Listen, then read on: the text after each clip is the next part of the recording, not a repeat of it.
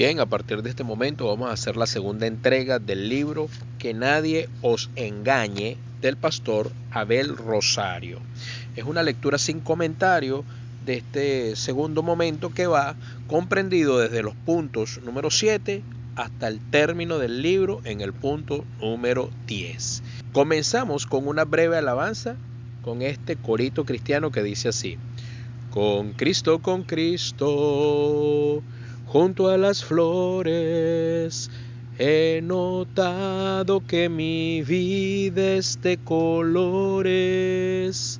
El sol y la luna caminan conmigo, desde cuando Jesucristo está conmigo.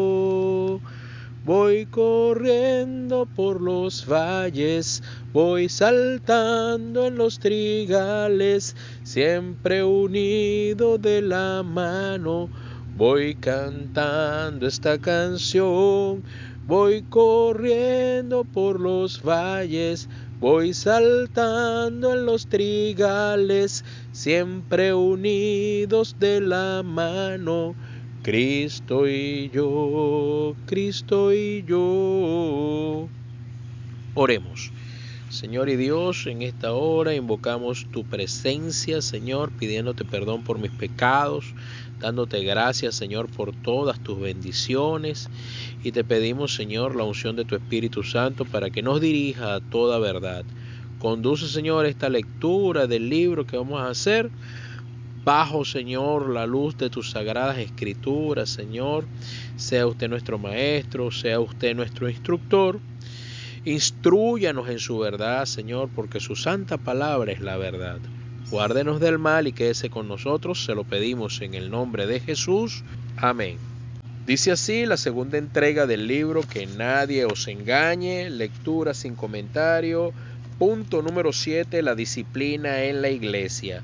Como ya leímos, cuando la iglesia fue establecida, recibió autoridad para recibir y para despedir. San Mateo 16, del 18 al 19 dice: y yo también te digo que tú eres Pedro, y sobre esta roca edificaré mi iglesia, y las puertas del Hades no prevalecerán contra ella. Y a ti te daré las llaves del reino de los cielos, y todo lo que atares en la tierra será atado en los cielos, y todo lo que desatares en la tierra será desatado en los cielos. Según la Biblia, se recibe a una persona como miembro de la iglesia mediante el bautismo generalmente, y el Señor añadía cada día a la iglesia los que habían de ser salvos. Hechos 2:47. Se despide a una persona de la iglesia a través de un proceso llamado disciplina. La iglesia tiene principios, reglas, estatutos que cada miembro debe conocer y respetar para mantener la pureza y el orden de la misma. Cuando uno de estos principios es violado, el liderazgo de la iglesia tiene la responsabilidad de conocer en detalle lo que ha ocurrido. A continuación, leamos con oración lo que enseña el espíritu de profecía sobre este tema. El Señor desea que los que le siguen ejerzan gran cuidado en su trato mutuo. Han de elevar, restaurar y sanar, pero no debe haber en la iglesia negligencia de la debida disciplina. Los miembros han de considerarse como alumnos en una escuela y aprender a formar un carácter digno de su alta vocación. En la iglesia de esta tierra, los hijos de Dios han de quedar preparados para la gran reunión de la iglesia del cielo. Los que vivan aquí en armonía con Cristo pueden esperar una vida inacabable en la familia de los redimidos. Joyas de los Testimonios 3, de la 200 a la 204. La iglesia es responsable por la corrección del pecado. Dios considera a su pueblo como cuerpo, responsable de los pecados que existen en los miembros. Cuando hay evidencia de problemas o necesidades urgentes que requieren cuidado, los dirigentes de la iglesia deben buscar diligentemente hasta descubrir los pecados que atraen el desagrado de Dios sobre el cuerpo. Si no lo hacen, vienen a ser responsables de estos pecados. Testimonios, tomo 3, página 269. Los que no son consagrados resisten la disciplina eclesiástica.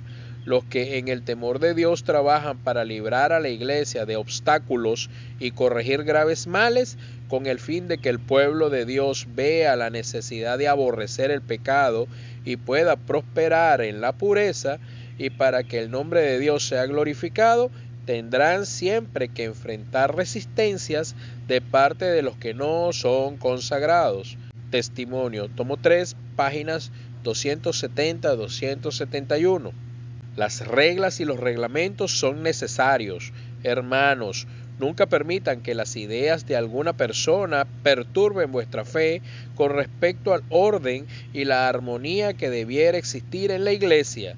El Dios del cielo es un Dios de orden y requiere que sus seguidores tengan reglas y normas que mantengan el orden. Testimonio para la Iglesia, tomo 5, páginas 254 y 255. Aplicación de la disciplina. Si un miembro cae en pecado, debe hacerse esfuerzos sinceros para rescatarlo. Si el que erró se arrepiente y se somete a la disciplina de Cristo, se le ha de dar otra oportunidad. Y aun cuando no se arrepienta, aun cuando quede fuera de la iglesia, los siervos de Dios tienen todavía una obra que hacer en su favor.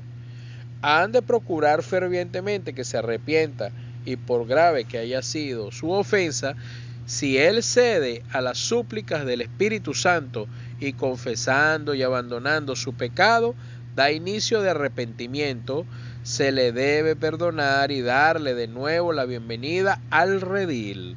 Sus hermanos deben animarle en el buen camino, tratándole como quisieran ser tratados si estuviesen en su lugar, considerándose a sí mismos, no sea que ellos sean tentados también.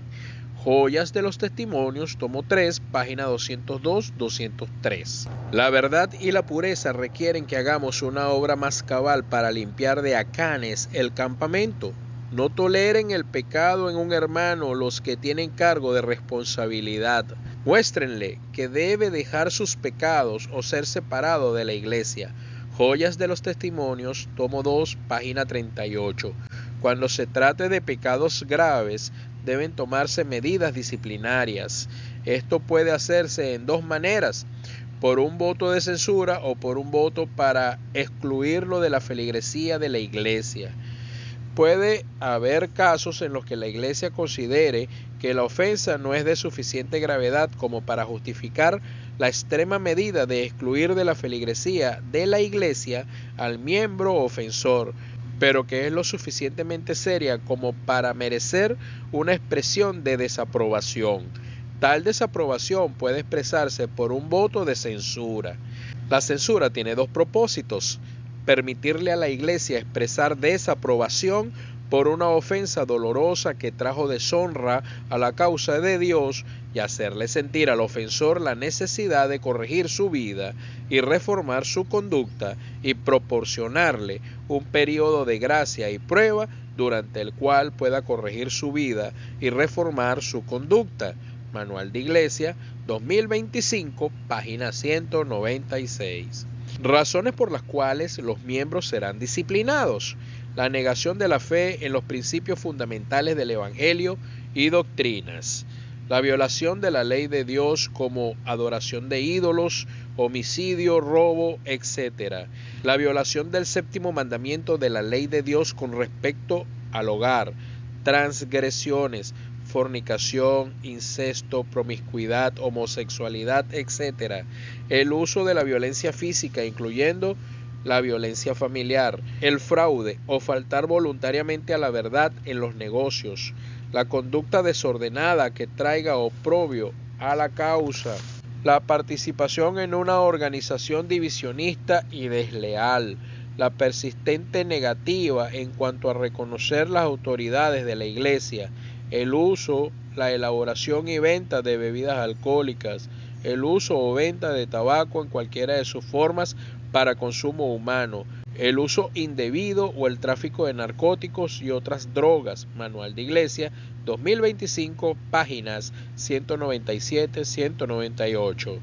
La Iglesia Adventista del Séptimo Día reconoce la necesidad de ejercer gran cuidado para proteger los más altos intereses espirituales de sus miembros, para asegurarles un trato justo y para salvaguardar el buen nombre de la Iglesia. Más tarde, cuando sea evidente que la vida de la persona es consecuente con las normas de la Iglesia, el ofensor puede ser recibido de nuevo en el redil después de un nuevo bautismo. Manual de Iglesia 2025, página 199. La Iglesia no puede resignarse a tratar livianamente pecados tales, ni permitir que consideraciones personales afecten sus resoluciones. Debe hacer constar su definida y vehemente desaprobación de los pecados de fornicación, adulterio, todos los actos de indiscreción moral y otros pecados graves, y al mismo tiempo debe hacer todo lo que pueda para restaurar y rescatar a los transgresores. Al volverse el mundo continuamente más relajado en los asuntos morales, la Iglesia no debe rebajar las normas establecidas por Dios. Manual de Iglesia 2025, página 200. La disciplina significa corrección y recuperación. Son muchos los que rechazan la aplicación de la disciplina porque no entienden el término ni el objetivo cuando se aplica.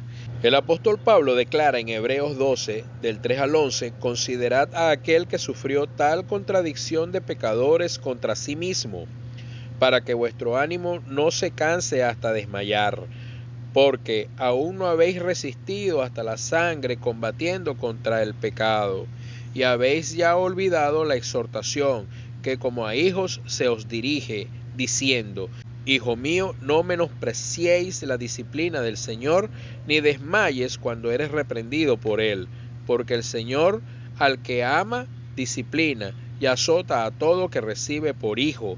Si soportáis la disciplina, Dios os trata como a hijos, porque ¿qué hijo es aquel a quien el Padre no disciplina? Pero si se os deja sin disciplina, de la cual todos han sido participantes, entonces sois bastardos y no hijos.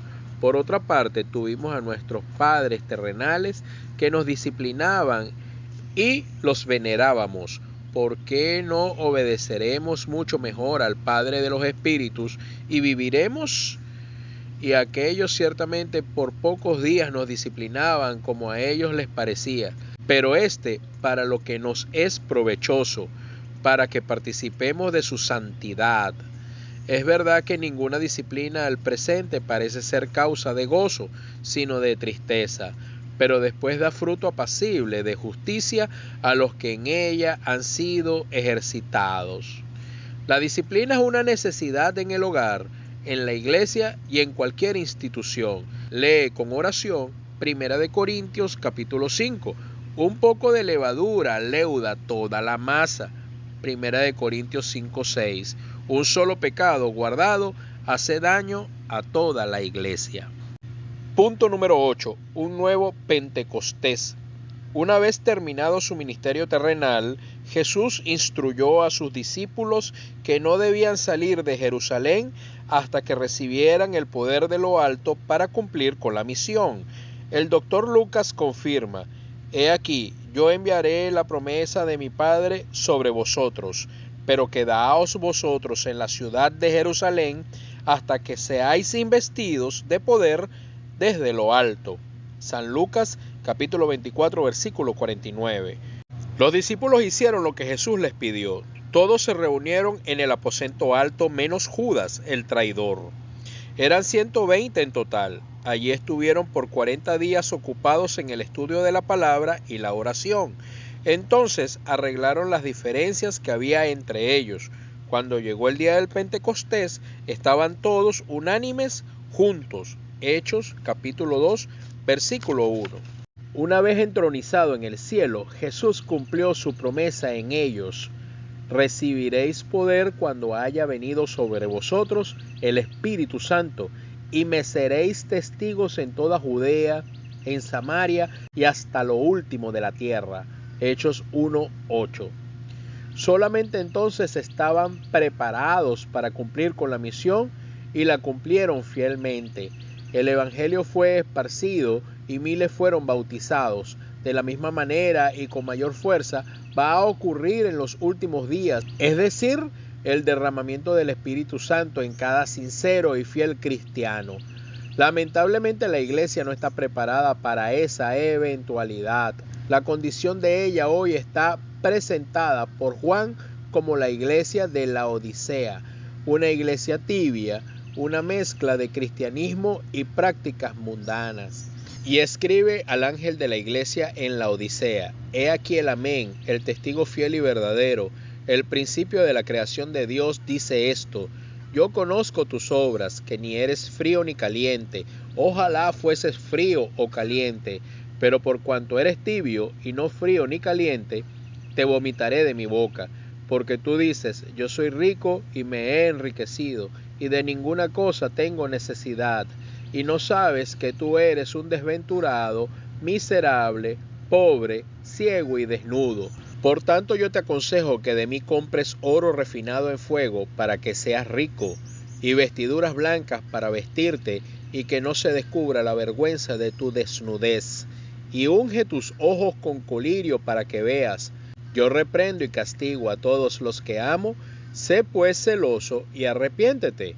He aquí yo estoy a la puerta y llamo. Si alguno oye mi voz y abre la puerta, entraré a él y cenaré con él y él conmigo. Apocalipsis 3, 14 al 20. Tenemos mucho que arreglar en tan poco tiempo. El fin se acerca rápidamente y la iglesia no está preparada para cumplir con la misión. El poder del Espíritu Santo sobrepuja toda fuerza terrenal. Fue ese poder el que capacitó a los discípulos para cumplir con su misión. De igual manera, ese poder capacitará a la iglesia de los últimos días para evangelizar al mundo. Pedid a Jehová lluvia en la estación tardía. Jehová hará relámpagos y os dará lluvia abundante y hierba verde en el campo a cada uno. Zacarías 10, versículo 1, Joel 2, versículo 23. A menos que los miembros de la Iglesia de Dios hoy tengan una relación viva con la fuente de todo conocimiento espiritual, no estarán listos para el tiempo de la siega. A menos que mantengan sus lámparas aparejadas y ardiendo, no recibirán la gracia adicional en el tiempo de necesidad especial. Los Hechos de los Apóstoles, página 45. Por lo tanto, es urgente que la iglesia se prepare para que cada uno alcance la purificación mediante el estudio de la palabra de Dios y procure con urgencia la unidad con Dios y sus hermanos. Sin la unidad, los apóstoles no recibieron la lluvia temprana que los capacitó para cumplir la misión. Tampoco la iglesia de Dios, sin la unidad, jamás podrá cumplir con la misión. Hermano, hermana, te invito a la unidad para alcanzar el cumplimiento de esta promesa y la evangelización del mundo. Punto número 9. Que nadie os engañe. En el jardín del Edén, mediante el engaño, el enemigo arrastró a nuestros primeros padres al pecado, pero la serpiente era astuta, más que todos los animales del campo que Jehová Dios había hecho, la cual dijo a la mujer: ¿Con que Dios os ha dicho, no comáis de todo árbol del huerto?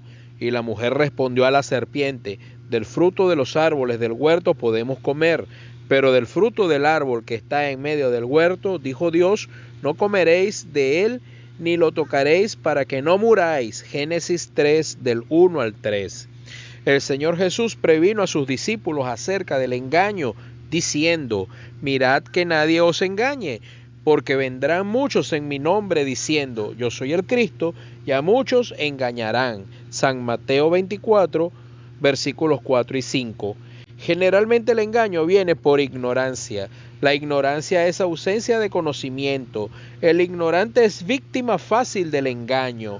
El apóstol Pablo agrega: porque estos son falsos apóstoles, obreros fraudulentos que se disfrazan como apóstoles de Cristo.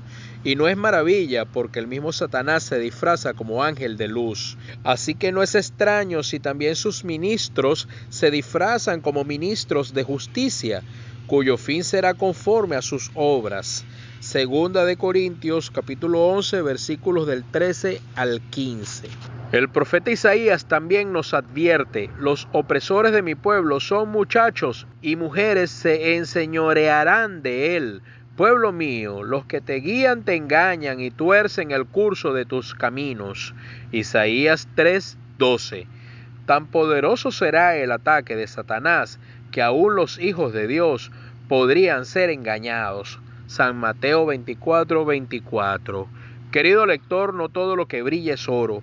Por lo tanto, nadie debe ser engañado si estudia con oración la palabra de Dios. Ora mucho y pide la dirección divina al abrir la palabra.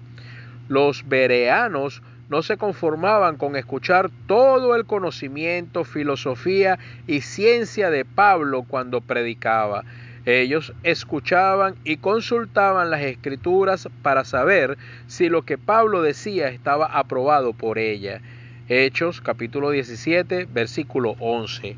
No te conformes con oír solamente. Asegúrate con la Biblia si tiene apoyo. No digas amén a todo lo que escuchas, por más hermosa que sea la idea presentada, sin asegurarte que tiene el apoyo bíblico. Punto número 10. La verdad sobre el silencio. La historia bíblica registra que muchos hombres y mujeres fueron llamados para cumplir una misión de salvación. Algunos sufrieron persecución, maltrato, cárcel y hasta la muerte, como Zacarías, Jeremías, Isaías, Daniel en el Antiguo Testamento, también Juan el Bautista, Esteban, Pablo, la mayoría de los apóstoles en el Nuevo Testamento. Cristo Jesús pasó por la misma experiencia.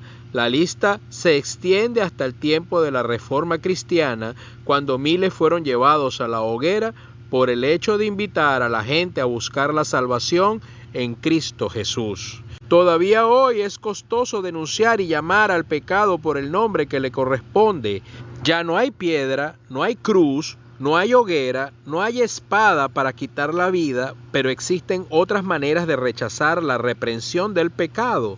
Los mártires fueron silenciados, pero sus obras aún todavía siguen. Oí una voz que desde el cielo me decía: escribe, bienaventurados de aquí en adelante los muertos que mueren en el Señor. Sí, dice el Espíritu, descansarán de sus trabajos, porque sus obras con ellos siguen. Apocalipsis 14:13. El sol y la luna pueden ser ocultados por un tiempo, pero tarde o temprano saldrán a la vista con todo su esplendor. De la misma manera, no es posible ocultar la verdad para siempre, porque surgirá con toda su fuerza y poder convincente. Siempre debemos estar listos para responder la razón de nuestra fe. Sino santificad a Dios, el Señor, en vuestros corazones, y estad siempre preparados para presentar defensa con mansedumbre y reverencia ante todo el que os demande razón de la esperanza que hay en vosotros. Primera Epístola de Pedro, capítulo 3, versículo 15. Muchos de los que profesan conocer la verdad presente no saben lo que creen. En la iglesia son muchos los que piensan que entienden lo que creen y no se percatan de su ignorancia. Dios invita a todos sus hijos a que despierten. Ha llegado una luz preciosa para este tiempo. Su fe debe estar firmemente basada en las Sagradas Escrituras. Cuando estudiamos diligentemente las Escrituras, podremos entender y explicar las verdades bíblicas que traen salvación a todo el que cree. Muchos serán limpios y emblanquecidos y purificados. Los impíos procederán impíamente y ninguno de los impíos entenderá, pero los entendidos entenderán. Daniel capítulo 12, versículo 10. Querido lector, estudia, ora y vela, porque el tiempo se acaba. La verdad es necesaria, duele muchas veces, pero cura, y conoceréis la verdad, y la verdad os hará libres. San Juan 8:32. Leídos estos puntos, respaldados por la Biblia y el espíritu de profecía, nadie nos podrá engañar con la bendición de Dios. El ministerio de engaño avanza cada día, no seas tú una víctima más. Nota de interés. Antes de cerrar este reporte, quiero llamarte la atención acerca de lo que está ocurriendo en el mundo hoy.